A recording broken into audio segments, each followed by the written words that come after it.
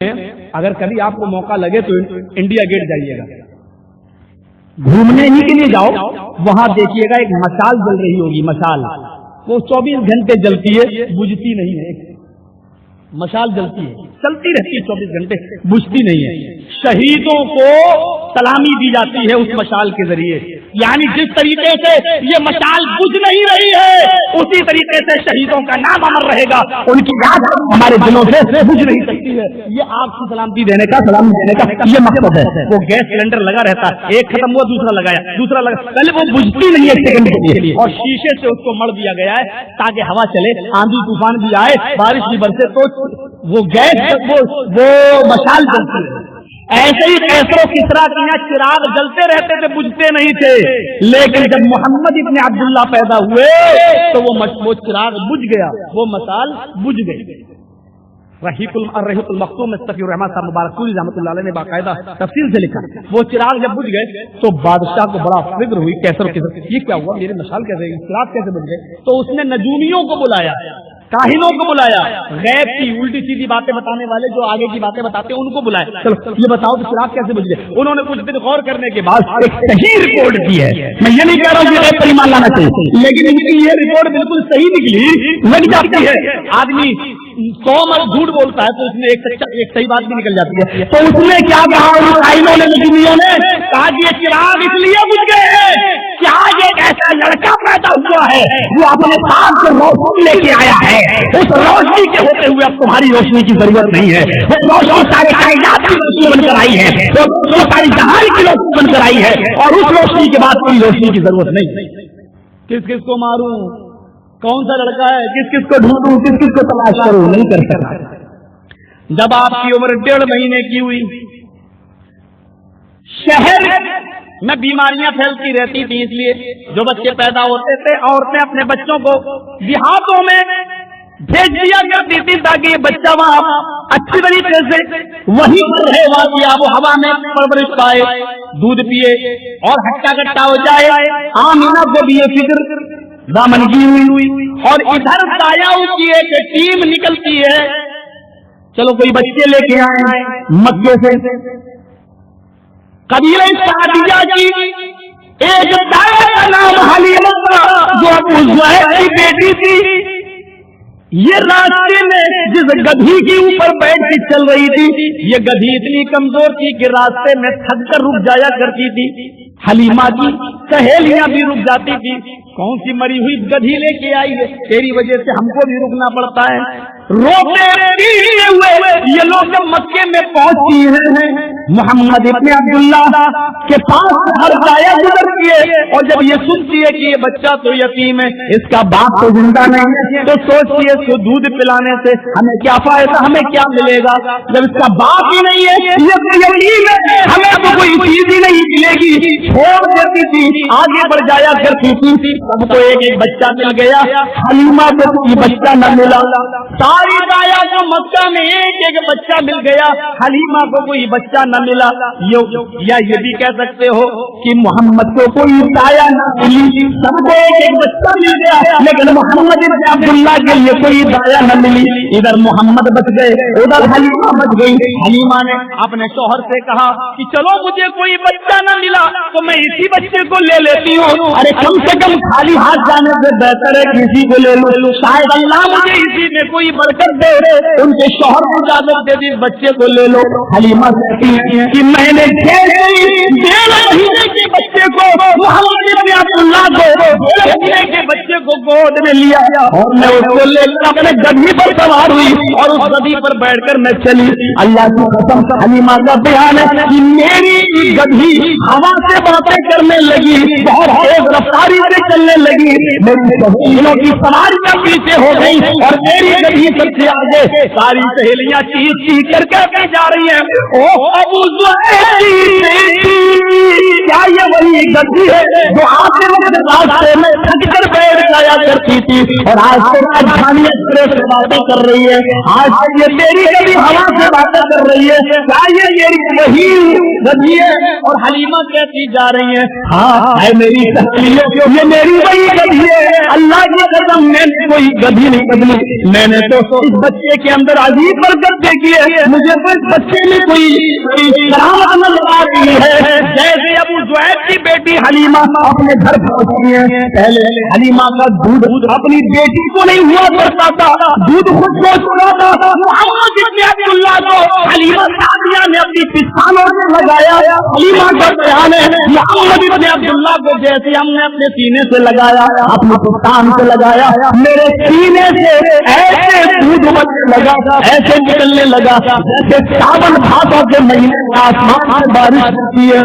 मैंने मोहम्मद इब्न अब्दुल्लाह को दूध पिलाया। अल्लाह की कसम, बेटा दूध पीकर छोड़ पाए, लेकिन मेरी पिस्तानों से दूध अभी टपक रहा है। पहले मेरी बच्ची भूखी रहती थी और अब तो फिर दोनों से रो रहे हैं, और मेरी मेरे पिस्तान दूध से टूटते नहीं है। मेरी बच्ची जो कभी बेटा मेरी बेटी का पेट नहीं भर पाती थी, मोहम्मद इब्न अब्दुल्लाह के जाने के बाद मेरी बच्चियों में दूध कभी खुश्क नहीं हुआ।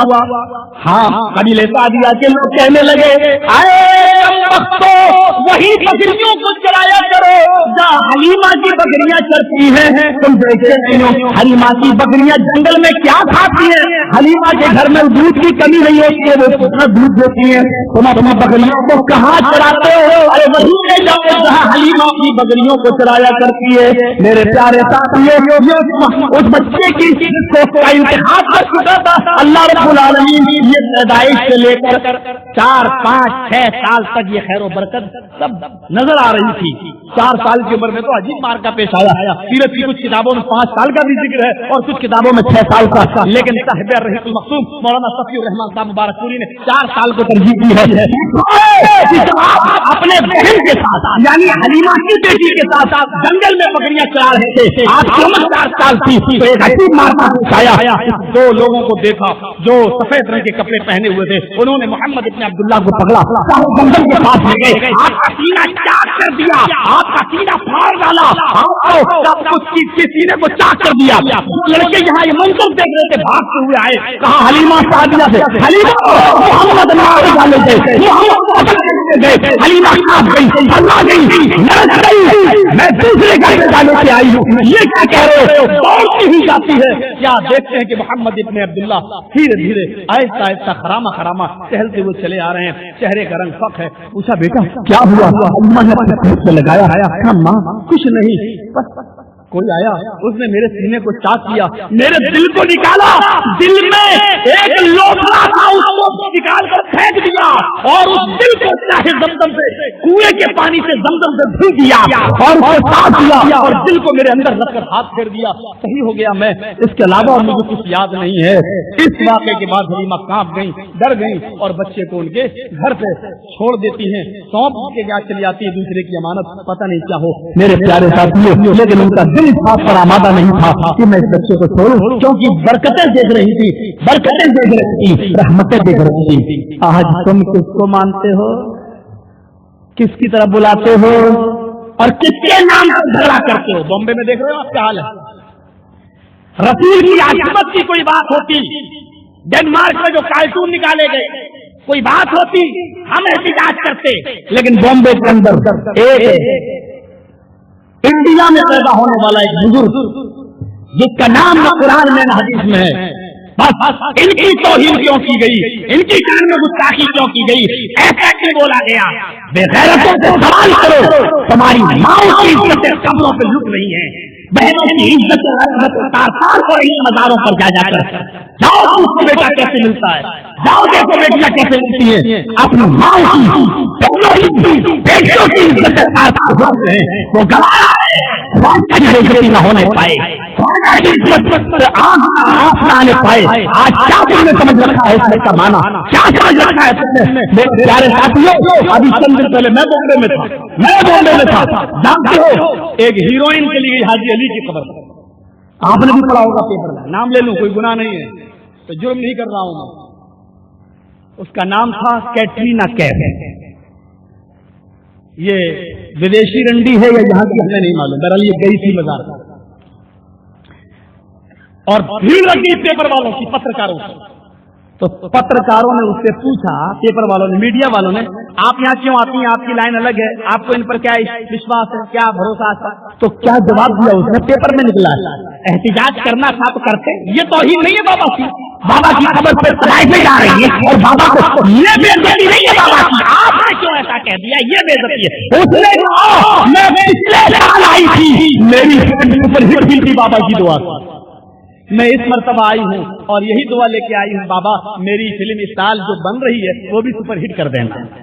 اب بابا اسی کام پہ ڈیوٹی کر رہے ہیں، یہ بےعزتی برداشت ہوتی ہے، یہ تو بےعزتی برداشت ہو جاتی ہے، وہ بےعزتی برداشت نہیں ہوتی ہے جبکہ یہ اس سے بھی زیادہ ذلت، اس سے بھی زیادہ بےعزتی ہے۔ میرے پیارے ساتھیوں، غور کرو، عزت وہ ہے، عظمت وہ ہے، حدیثوں کی کتابوں سے ثابت ہے۔ 12 سال کی عمر میں محمد ابن عبداللہ اپنے چچا کے ساتھ ملک شام جا رہے، تجارت کی کسی غرض سے، راستے میں بسرا پڑتا ہے، وہیں پر آپ نے خیمہ ڈالا، اب چچا ابو طالب نے گرجا سے عیسائی راہب نکلا، وہ کبھی نہیں نکلتا تھا، اس نے دیکھا تو نکلا، سب کی دعوت کی، ابو طالب نے بھتیجے کو محمد ابن عبداللہ کو بٹھایا، یہ کھانا کے سامان ہے، تم یہاں بیٹھو، ہم لوگ کھانا کھا کے آ رہے ہیں، تمہارا کھانا لیتے آئیں گے۔ بحیرہ نے کہا کہ بچہ کہاں ہے؟ وہ 12 سال کا لڑکا، کہا وہ تو ہمارے سامان کے پاس بیٹھا ہوا ہے۔ ابو طالب میں نے یہ دعوت اسی بچے کی وجہ سے کی ہے، آپ لوگوں میں کوئی خصوصیت نہیں ہے، وہ بچہ کہاں ہے، اس کو لے کر آؤ۔ ابو طالب نے اس بچے کو بلایا، کھانا کھلایا، اس کے بعد بحیرہ نے کہا ابو طالب سے یہ کس کا بچہ ہے؟ ابو طالب نے محمد پر نظر ڈالی صلی اللہ علیہ وسلم، اس کے بعد فرمایا میرا بیٹا ہے۔ محمد ابن عبداللہ کی طرف نظر ڈال کے کیا کہا؟ یہ میرا بیٹا ہے۔ بحیرہ نے کیا کہا؟ ذرا غور سے سننا، بحیرہ نے کہا ابو طالب جھوٹ بول رہے ہو تم، یہ تمہارا بیٹا نہیں ہو سکتا ہے۔ کہا یہ کتاب ہے، اس کے ہاتھ میں تورات تھی، کہا یہ کتاب ہے، کہا یہ تورات ہے اور اس میں میں نے پڑھا ہے آخری نبی جب اس دنیا میں آئے گا تو اس کے پیدا ہونے سے پہلے اس کا باپ دنیا سے کچھ جائے گا، رخصت ہوگا، میری کتاب جھوٹ نہیں ہو سکتی ہے۔ محمد ابن عبداللہ اس کا باپ دنیا کے اندر زندہ نہیں ہے۔ ابو طالب نے کہا تم ٹھیک ہی کہہ رہے ہو، اس بچے کے پیدا ہونے سے پہلے اس کے باپ کا انتقال ہو چکا ہے۔ کہا ابو طالب اس بچے کو واپس بھیج دو، ملک شام میں لے جاؤ، اگر ملک شام کی یہودیوں نے اس کو پہچان لیا تو اس کو قتل کر ڈالیں گے، ان کو یہ امید ہے کہ آخری نبی ہمارے درمیان آئے گا، ان کو یہ امید ہے کہ آخری نبی ہمارے یہاں پیدا ہوگا، کہیں اس کو مار نہ ڈالیں، اس کو قتل نہ کر ڈالیں، لہذا اس بچے کو لے جاؤ اور اس کو بھیج دو، واپس لے جاؤ مکے میں، ملک شام۔ ابو طالب نے کچھ روایتوں میں آتا خود لے کے آئے، کسی میں آتا کہ بھجوا دیا گیا اور اپنا سفر جاری رکھا۔ میرے بھائیوں، پھر ابو طالب نے ایک سوال اور کیا تھا کہ آپ نے اس کو یہ کیسے پہچانا کہ یہ آخری نبی بنیں گے، سید العالمین رحمت اللہ علیہ بنیں گے؟ تو بحیرہ نے گواہی دی، غور سے سنیے، اس نے کہا کہ جب آپ اس پہاڑ کی طرف سے اور اس جنگل سے آ رہے تھے تو میں نے دیکھا کہ پورے سارے پہاڑ جھک رہے ہیں، درخت پیڑ پودے جھکے جا رہے ہیں بچے کے سامنے، تعظیماً سجدہ کر رہے ہیں بچے کو، اور جو ساری چیزیں اسی کو سجدہ کرتی ہیں اس کو اللہ نبی یا رسول بنا کر بھیجتا ہے، لہٰذا یہ بچہ رحمت للعالمین بنے گا، سید العالمین بنے گا، اس بچے کو واپس کر دو۔ میرے پیارے بھائیوں، یہاں سے آپ اندازہ لگاؤ کہ 12 سال کی عمر میں بحیرہ نے صاف کر دیا تھا کہ آگے چل کر نبی بنیں گے۔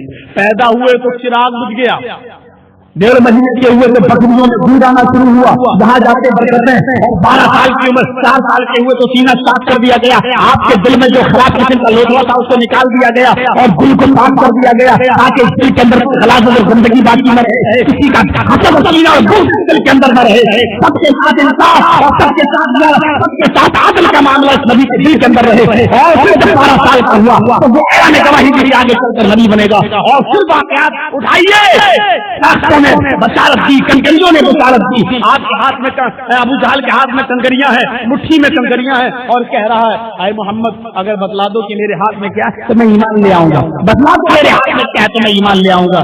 اللہ کے نبی نے فرمایا ان کنکریوں کو اپنے کان میں لگا، ان مٹھی کو اپنے کان میں لگا، تیرے ہاتھ کی مٹھی کی کنکریاں میری گواہی دے رہی ہوں گی۔ صاحب الرحیق المختوم مولانا صفور رحمان صاحب مبارکپوری رحمۃ اللہ علیہ لکھتے ہیں یہ واقعہ احمد بن حنبل کا ہے، مسند احمد بن حنبل کا ہے، لیکن یہ واقعہ دلائل نہیں روح سے بالکل صحیح ہے کہ جب ابو جہل نے ان مٹھی کو اپنے کانوں سے لگایا تو آواز آ رہی تھی اشہد ان لا الہ الا اللہ واشہد ان محمدا عبدہ ورسولہ، تم اس کے مقابلے میں پیش کس کو کرتے ہو؟ ارے وہ تو وہ تھا جس کے آنے کی بشارت پہاڑوں نے دی، وہ تو وہ تھا جس کے آنے کی بشارت جنگلوں نے دی، وہ تو وہ تھا جس کے آنے کی بشارت جنگل کے درختوں نے اور پیڑوں نے پودوں نے دی، تم اس کے مقابلے میں کس کو لائے ہو اور کس کو منوانا چاہتے ہو تم اس کے مقابلے؟ ان تمام چیزوں کے بعد مقام و مرتبہ ایک الگ چیز ہے، لیکن آپ پھر بھی انسان کیوں نہ مانا؟ ایسے سمجھ لو ایک ہفتے میں کتنے دن ہوتے ہیں؟ 7۔ آج کون سا دن ہے؟ سوموار، منگل بدھ، چلیے جمعہ شنیچر اتوار سوموار منگل بدھ جمعرات، 7 دن ہوتے ہیں نا؟ 24 گھنٹے جمعے میں بھی، 24 گھنٹے رات و دن میں، ہفتے کو بھی 24 گھنٹے سنڈے کو بھی، 24 گھنٹے منڈے کو بھی، دن اور رات ملاؤ تو 24 گھنٹے ایسے ہوتے ہیں، ہر دن 24 گھنٹے،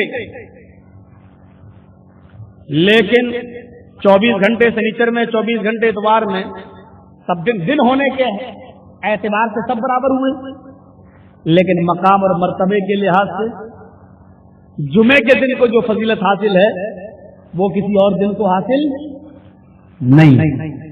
29-30 دن کا مہینہ محرم کا ہوتا ہے، سفر کا بھی ہوتا ہے، مہینہ ہونے کی حیثیت سے سب برابر، لیکن مقام اور مرتبے کے لحاظ سے رمضان کو جو فضیلت حاصل ہے وہ کسی اور دن کو حاصل نہیں ہے۔ ایسے ہی انسان ہونے کے اعتبار سے سب برابر ہیں، آپ بھی انسان تھے، ہم بھی انسان، آپ کی بھی جو آنکھیں تھی، ہمارے بھی آپ کے دو کان تھے، ہمارے بھی آپ کے دو ہاتھ تھے، ہمارے بھی آپ کے دو پیر تھے، ہمارے بھی آپ بھی چلتے تھے، ہم بھی چلتے ہیں، بلکہ عرب کے لوگوں کو اسی بات پر کہ یہ رسول کیوں بن گیا ہے، اللہ نے انسان کا رسول کیوں بنایا ہے؟ وہ کہتے تھے رسول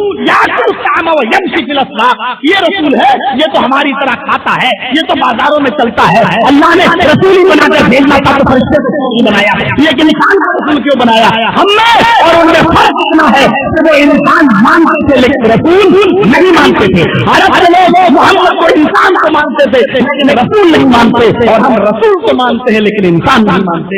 ان دونوں میں ہم اور ان میں فرق اتنا ہے میرے بھائیوں، انسان ہونے کے اعتبار سے سب برابر ہے، لیکن مقام اور مرتبے کے لحاظ سے جیسے جمعے کا دن سب سے افضل ہے، جیسے رمضان کا مہینہ سب سے افضل ہے، جیسے ہونے کی حیثیت سے سب برابر ہے، لیکن مقام اور مرتبے کے لحاظ سے جبرائیل امین کا جو مقام حاصل ہے اسی طریقے سے جناب محمد رسول اللہ کا جو مقام اور جو مرتبہ ہے وہ کسی کا نہیں ہو سکتا ہے۔ یہ مقام اور مرتبے کا فرق ہے، انسانیت کا فرق نہیں ہے۔ ہاتھ خیر ہونے کے اعتبار سے ہم اور نبی دونوں برابر ہیں، لیکن مقام اور مرتبے کے اعتبار سے جو درجہ نبی کو حاصل ہے وہ کسی اور کو نہیں۔ عرب کے لوگ کہتے ہیں رسول یعقوب تو یمسی بالاسباب، اس کو کیا ہو گیا ہے؟ تو ہماری طرح بازاروں میں چلتا ہے، وہ انسان مانتے تھے لیکن رسول نہیں، ہم رسول مانتے ہیں لیکن انسان نہیں۔ اور اسی لیے اللہ کے نبی نے جب نماز سکھلائی کہ نماز میں یہ پڑھو تو اس میں دونوں عقیدے سکھلائے، پہلے مجھے بندہ، پہلے مجھے انسان کہو، بعد میں رسول کہو، اور جو بندہ کہتا ہے رسول نہیں وہ رسول کہتا ہے بندہ نہیں مانتا وہ بھی کافر۔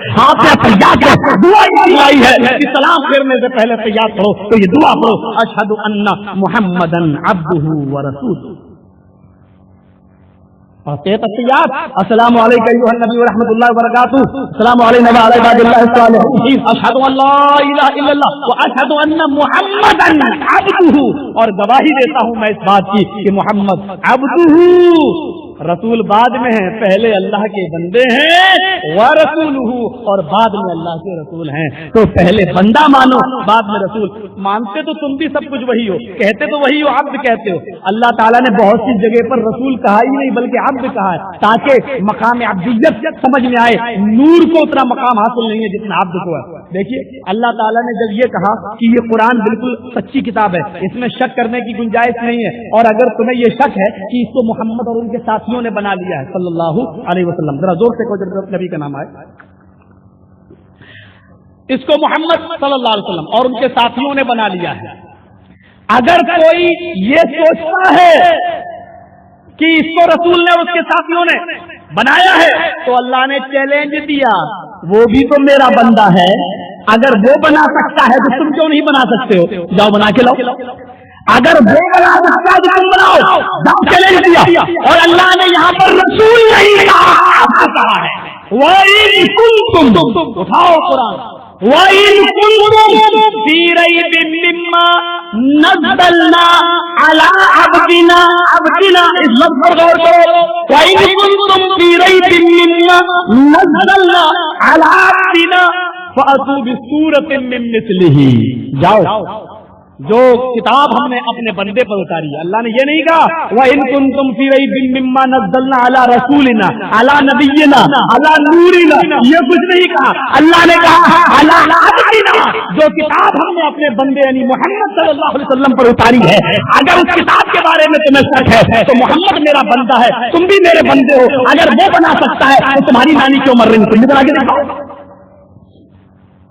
اور محمد تو ان پڑھ ہے، اس کو تو کسی نے نہیں پڑھایا، اگر وہ ان پڑھ بنا سکتا ہے تو تم کیوں نہیں بنا سکتے؟ بناؤ۔ اور اللہ نے اتنا بڑا چیلنج دیا، فَأْتُوا بِسُورَةٍ، پورا قرآن نہیں لا سکتے ہو تو ایک سورت ہی بنا لا، ایک سورت، اور ایک سورت بھی علماء بیٹھے ہیں جانتے بھی سورت نکرہ استعمال کیا ہے، 2.5 پارے کی سورہ بقرہ کی طرح 2.5 پارے کی سورت، ارے وہ کیا لا پاؤ گے؟ چھٹی کا دودھ تمہیں یاد آ جائے گا، تمہاری نانی مر جائیں گی، اتنی لمبی سورت کیا بنا کے لا پاؤ گے؟ جاؤ قرآن کی چھوٹی سے چھوٹی سورت انا اعطیناک الکوثر فصلی لربک وانحر انا شانئک هو الابتر، یہ قرآن کی سب سے چھوٹی سورت ہے، جاؤ تم اس جیسی ایک سورت ہی بنا لاؤ، بناؤ۔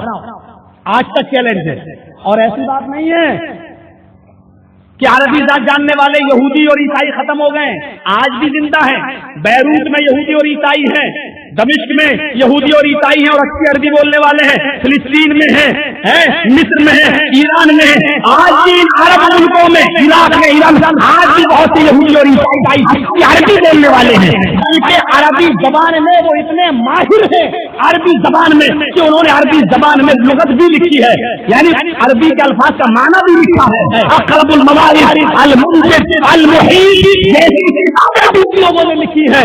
اور کیجیے گا یہ لکھنے والے یہود اور عیسائی ہیں جنہوں نے عربی زبانوں کے اندر لغت ہے، اتنی ہونے کے باوجود، اتنے پڑھے لکھے ہونے کے باوجود آج ان کو کون سی چیز روک رہی ہے؟ وہ اسلام کا دشمن ہے، اگر وہ اسلام کو ختم کرنا چاہتے ہیں تو صرف ایک سورت ہی بنا لائیں۔ آج بھی قرآن ان کو چیلنج دے رہا ہے، لیکن آج تک کسی ماں نے وہ بیٹا پیدا نہیں کیا جو قرآن کی طرح اور اس کی سورت کی طرح کوئی سورت بنانے کی ہمت کر سکے۔ آج بھی قاصر ہے، لغتیں لکھ ڈالی لیکن سورت کی طرح کوئی سورت بنانے سے قاصر ہے۔ انا اعطیناک الکوثر، عرب کے اندر انعامی مقابلہ ہو رہا تھا، جو سب سے اچھا شعر لکھے گا خانہ کعبہ کی دیوار پر اس کو گفٹ دیا جائے گا، انعام دیا جائے گا۔ ایک شاعر آتا تھا، شعر لکھتا تھا، دوسرے دن دوسرا شعر اس میں غلطی نکال دیتا تھا، دوسرے شاعر لکھتا تھا، تیسرا شاعر اس میں غلطی نکالتا تھا، شعر پر سارے شاعر متفق ہو جائیں گے اسی کو انعام ملے گا۔ حسان ابن ثابت بھی چلے گئے ایک دن اور وہ بھی شعر لکھائے، شعر کیا تھا؟ وہ قرآن کی سورت یہ تھی، انا اعطیناک الکوثر فصلی لربک وانحر ان شانئک هو الابتر۔ اور شاعر لوگ آتے کہتے یہ کیسا شعر ہے بھائی؟ ایک شعر 2 لائن کا ہوتا ہے، انا اعطیناک الکوثر فصلی لربک وانحر، چلو ایک شعر، فصلی لربک وانحر ان شانئک هو الابتر، سورت ختم ہو گئی، دوسری لائن ہے ہی نہیں، یہ کیسا شعر ہے؟ سمجھ میں نہیں آ رہا۔ اچھا اور شعر ہے بھی، لگ بھی رہا ہے، دیکھو وزن بھی بیٹھ رہا ہے، ساری چیزیں رے پہ ختم ہو رہی ہیں، انا اعطیناک الکوثر دیکھو رے آیا، فصلی لربک وانحر دیکھو رے آیا، ان شانئک هو الابتر دیکھو رے آیا۔ سارے لوگ خاموش بیٹھے، کوئی نہیں لکھ پا رہا ہوں جواب میں۔ ایک شاعر نے کہا مجھے 24 گھنٹے کی ایک دن کی مہلت دے دی گئی، دن بھر غور کیا کچھ نہیں ملا، رات بھر غور کیا اس شعر میں کمی نکالوں نہیں نکال سکا، صبح ہو کر اس کے نیچے اس نے اپنی طرف سے ایک لائن لکھ دی۔ لوگوں نے صبح ہو کر پوچھا بھائی ایک دن کی مہلت مانگی تھی مل گئی، کچھ ہوا؟ کہاں ایک چیز کی کمی تھی وہ میں نے پوری کر دی۔ کیا؟ کہا 3 ہی لائنیں تھی، 2 شعر 4 لائن کا ہونا چاہیے، ایک لائن کی کمی تھی میں نے بڑھا دیا، شعر میں کوئی کمی نہیں کی۔ لوگوں نے کہا کہ کیا لائن بڑھائی؟ जैसे ही सारे लोग खाने काबा में दाखिल होते हैं, दीवार पर जो शेर लिखा हुआ होते हैं, इन्ना आतैना कल कौसर फसल रब्बिका वनहर इन्ना शानिका हुवल अबतर। इसके नीचे शायर ने एक लाइन अपनी तरफ से लिखकर अपनी कमजोरी का एतराफ किया है और उसने नीचे लिखा है इन्ना आतैना कल कौसर फसल रब्बिका वनहर इन्ना शानिका हुवल अबतर। नीचे जो उसने लाइन बढ़ाई उसने भी रे पर खत्म किया, नीचे लिख दिया मा हाज़ा कलामुल बशर, मा हाज़ा कलामुल बशर। ये ऊपर की तीनों लाइनों के बारे में मेरा ख्याल है ये किसी इंसान का कलाम नहीं है, ये किसी इंसान का बनाया हुआ कलाम नहीं है। मा हाज़ा कलामुल बशर। उसने चौथी लाइन बढ़ाई नहीं थी बल्कि अपनी कमजोरी का एतराफ किया था कि ये चौथी लाइन ये किसी इंसान का कलाम नहीं हो सकता। ऊपर का हस्सान को बुलाओ, हस्सान बताओ ये तुमने बनाया है, ये शेर तुमने बनाया है। हस्सान अपने साबित कहते हैं तंजील मिन रब्बिल आलमीन, ये मेरा कलाम नहीं है बल्कि अल्लाह तबारक व तआला की तरफ से नाज़िल किया हुआ कलाम है। एतराफ, अपनी कमजोरी का एतराफ किया। तो आपको मैं ये बताऊं कि देखिए वहां पर भी अल्लाह ने लफ्ज़ अब्द इस्तेमाल किया, इंसान थे आप, अब्द का लफ्ज़ इस्तेमाल किया। अगर तुम्हें इस किताब के बारे में शक तो जाओ तो इस जैसे किताबी ले आओ, इस जैसे सूरती ले आओ। जब अल्लाह ताला अपने नबी को मेराज पे ले गया, मेराज पे ले गया, जन्नत जहन्नम दिखाई, तो उस जगह पर भी उसने लफ्ज़ रसूल और नबी का इस्तेमाल नहीं किया, नूर नहीं, बल्कि उसने लफ्ज़ अब्द उसने इस्तेमाल किया। अल्लाह ताला ने लफ्ज़ अब्द इस्तेमाल किया और क्या फरमाया सुब्हानल्लज़ी असरा बिअब्दिही। देख रहे हैं आप, अल्लाह ने ये नहीं कहा सुब्हानल्लज़ी असरा बिरसूलिही, सुब्हानल्लज़ी असरा बिनबिय्यिही, ये नहीं कहा अल्लाह ने, बल्कि अल्लाह ने फरमाया सुब्हानल्लज़ी असरा बिअब्दिही। बाबर करते वो ज़ात ले गई अपने बंदे को यानी मोहम्मद रसूलुल्लाह को राती रात में लैलन मिनल मस्जिदिल हरामी इलल मस्जिदिल अक़सा, तो राती रात में ले गया मस्जिद हराम से मस्जिद अक़सा तक, बैतुल्लाह से बैतुल मुक़द्दस तक जो राती रात में ले गया। तो अल्लाह के रसूल बशर थे, पहली चीज। आगे एक चीज और बता दूं, हुवल्लज़ी बअसा फिल उम्मिय्यीना रसूलन मिनहुम, ये मिनहुम तो हो गया उन्हीं में से इंसान को, यतलू अलैहिम आयाती। उस रसूल की दूसरी सिफत यह है कि वो अल्लाह की आयतें पढ़ पढ़ के सुनाएंगे।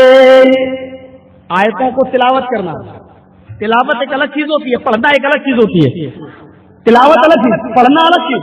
पढ़ना क्या हुआ, हाफिज साहब खड़े हो गए तरावी पढ़ाने के लिए, अल्लाहु अकबर वलद्दालीन तक तो गाड़ी सही चल गई, गैरिल मग़ज़ूबि अलैहिम वलद्दालीन। अब यहाँ से जो शुरू हुआ पूरा कुरान खत्म करना है ना 30 दिन में, वो यालमून तालमून के सिवा कुछ समझ में नहीं आता। कुछ मस्जिदों में तो एक ही रात में पूरा कुरान खत्म किया जाता है। यह है पढ़ना और तिलावत। आप अरबी जबान में जो लुगत है मिसबाहुल लुगत आप उठाकर देखें, अरबी जबान में तिलावत का जो माना मिलेगा तला यतलू का पीछे पीछे चलना, यानी कुरान के पीछे पीछे चलो। तिलावत का मतलब ये हुआ कि कुरान के पीछे पीछे चलो। अरब के अंदर ऊँटनी के उस बच्चे को कहा जाता है जो बच्चा अपने माँ के पीछे पीछे चलता है। जहाँ माँ जा रही है वही बच्चा, जहाँ माँ जा रही है वही बच्चा। खतरनाक जानवर जंगल के आ रहे हैं लेकिन माँ अपने बच्चे को छुपाए हुए, क्योंकि बच्चा अपनी माँ के पीछे पीछे, इसलिए खतरनाक जानवर बच्चे पर हमला नहीं कर रहे क्योंकि वो बच्चा अपनी माँ के पीछे पीछे है। अल्लाह फरमाया कुरान की तिलावत करो, यानी कुरान के पीछे पीछे चलो। जिस तरह ऊँटनी का बच्चा अपनी माँ के पीछे चलता है तो खतरनाक जानवरों के खतम से सावधान होना है। अगर तुम कुरान के पीछे पीछे चलोगे तो दुनिया की सारी कौमें तुम्हारा मजाक उड़ा रही उड़ा पाएंगी, दुनिया की सारी कौमों को तुम से तुम महफूज रहोगे। आज हम दलील हैं, रुस्वा है, उसकी वजह क्या है? कुरान से हमने रिश्ता तोड़ा है। वरना बताइए तो मुसलमानों के पास किस चीज की कमी है? लोग कहते हैं कि पैसा हो तो सब कुछ है। कौन कहता है कि इज्जत पैसे से मिलती है? कौन कहता है कि इज्जत पैसे से मिलती है? आप लाख कह के देख लीजिए और अपने अपने इलाके में देख लीजिए कि कौन पैसे वाले हैं और देख लीजिए उनकी कितनी इज्जत है। लोग के पीछे गालियां देते हैं उनको कि अरे इतना पैसा कहाँ खर्च हुआ, आज गालियां। कौन कहता है? अगर सारी इज्जत इसी पैसे और ہے تو سن لو دنیا میں اجتماعی طور پر سب سے زیادہ مضبوط اگر کوئی ملک ہے تو وہ مسلمانوں کا ملک ہے دولت کے اعتبار سے, اور اس ملک کا نام ہے کویت. سب سے امیر ملک ایک مسلمانوں کا ملک کویت, سب سے زیادہ امیر ملک. اور یہ تو اجتماعی طور پر ہو گیا. انفرادی طور پر دیکھیے پوری دنیا کا سب سے امیر آدمی کون ہے؟ ایک شخص. انفرادی طور پر جائزہ لیجیے آپ, پوری دنیا میں سب سے زیادہ امیر شخص کون ہے؟ امر سنگھ نہیں ہے, ریلائنس کمپنی کے ٹھیکیدار نہیں ہے, ٹاٹا برلا کی کمپنی نہیں ہے. پوری دنیا کا سب سے امیر ملک کویت, اور سب سے امیر آدمی وہ کویت ہی کا رہنے والا ہے, لیکن امریکہ میں فیملی کے ساتھ رہ رہا ہے اور اس کو نیشنلٹی مل چکی ہے امریکہ کی. رہنے والا کویت کا ہے, امریکہ میں رہ رہا ہے, اس کا نام عبداللہ ہے. عبداللہ سب سے امیر آدمی ہے اس دنیا کا. جانتے ہو اس کا اپنا ایک دن کا پاکٹ خرچ کتنا ہے؟ اپنا چائے پانی کا, اپنا, دوستوں کا نہیں, فیملی کا نہیں, اپنے اوپر خرچ کرتا ہے. ایک دن کا پاکٹ خرچ چائے پانی بیڑی سگریٹ میں اپنا پاکٹ خرچ 18 لاکھ روپیہ ہے پر ڈے, ایک دن کا. جس کا اپنا 18 لاکھ روپیہ خرچ ہو ایک دن کا پر ڈے کا, مہینے کا کتنا ہوگا؟ فیملی کا, دوستوں کا کتنا ہوگا؟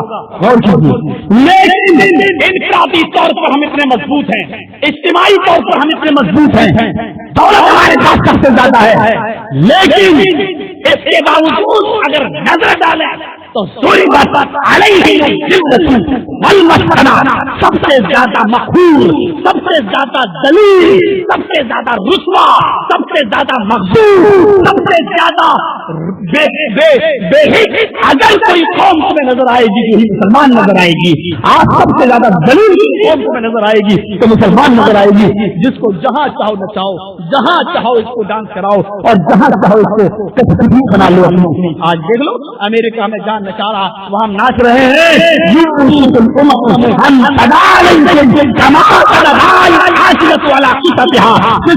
بھوکے لوگ دسترخوان کے اوپر ٹوٹ پڑتے ہیں, ایک ایسا سامان آ جائے گا کہ دنیا کی ساری قومیں تمہارے اوپر ٹوٹ پڑے گی.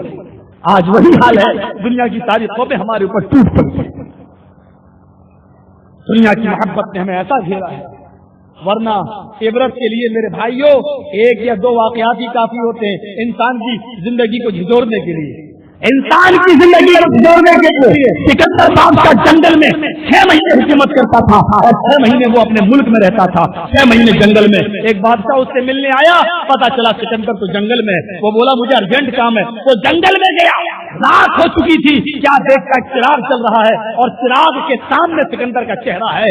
یہ پیچھے سے جا رہا ہے, سکندر میں پیچھے مڑ کے اس کو نہیں دیکھا. یہ بادشاہ جب قریب پہنچتا ہے تو کیا دیکھتا ہے؟ چراغ کی روشنی میں سکندر بادشاہ بیٹھا ہے, اور چراغ کے پاس ہڈیاں, بوسی ہڈیاں اس کے پاس, انسان کی کھوپڑیاں اس کے پاس خبر سے نکال کے لایا تھا وہ, اور اپنے پاس رکھے ہوئے ہے. اور وہ سکندر خبر کی ٹوٹی ہوئی ہڈیوں کو اٹھاتا جاتا, سر کی ہڈیوں کو اٹھاتا جاتا ایسے کر کے, اور ایک ایک ہڈی کو اٹھا کر کہتا جاتا, ارے ہڈیوں کل تم میرے جیسی تھی اور کل میں تمہارے جیسا ہو جاؤں گا. کل تم میرے جیسے تھی اور کل میں تیرے جیسا ہو جاؤں گا. کل تم میرے جیسی تھی اور کل میں تمہارے جیسا ہو جاؤں گا. یہ کہہ کر وہ اپنی موت کو یاد کر رہا ہے.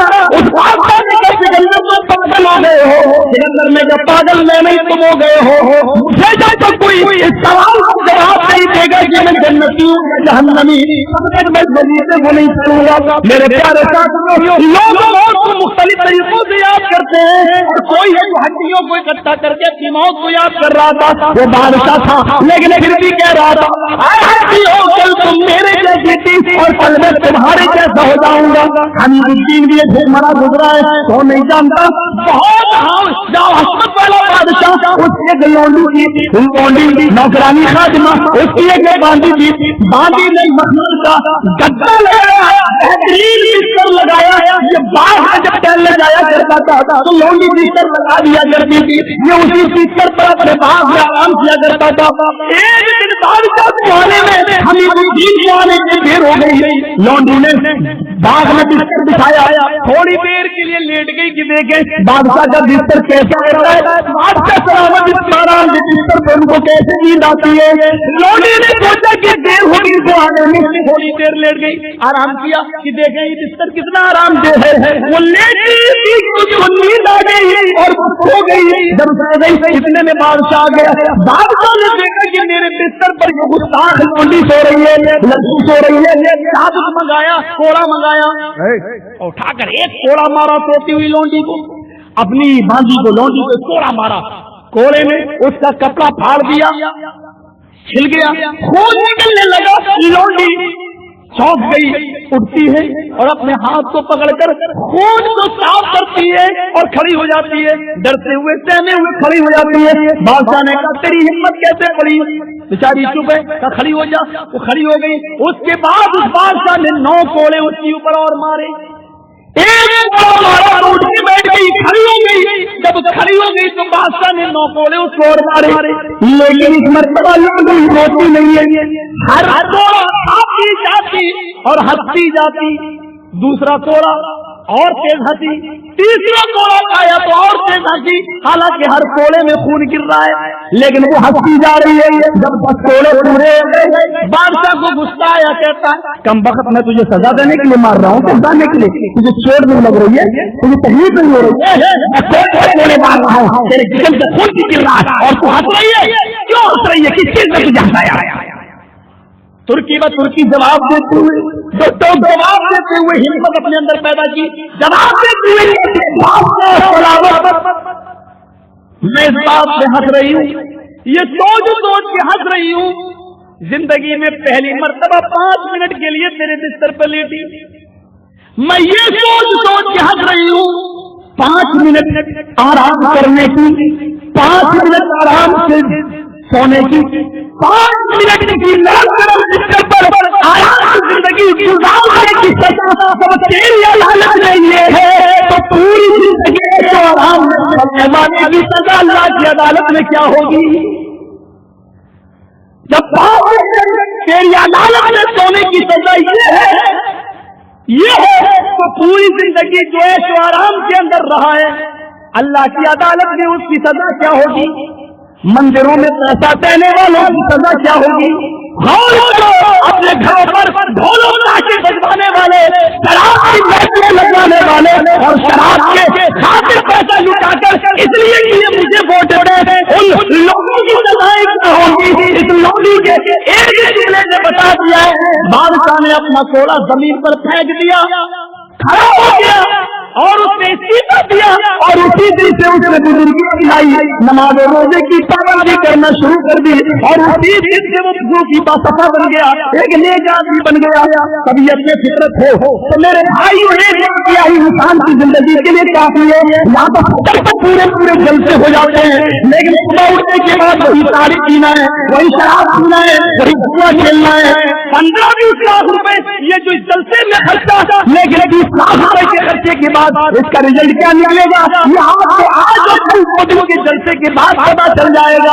میرے پیارے ساتھیوں, یہ تمام چیزیں اس جلسے کا آج جو اتنی تقریریں ہوئی, شیخ اشفاق مدنی صاحب, حمید اللہ سلفی صاحب اور فلاں جلال الدین کا کتاب, میری تمام تقریریں ہوئی. اب ان تمام تقریروں کا رزلٹ کیا نکلے گا, کیا نکلے گا, یہ صبح آج ہی فجر کی نماز میں ہماری مسجدیں بتلا دیں گی.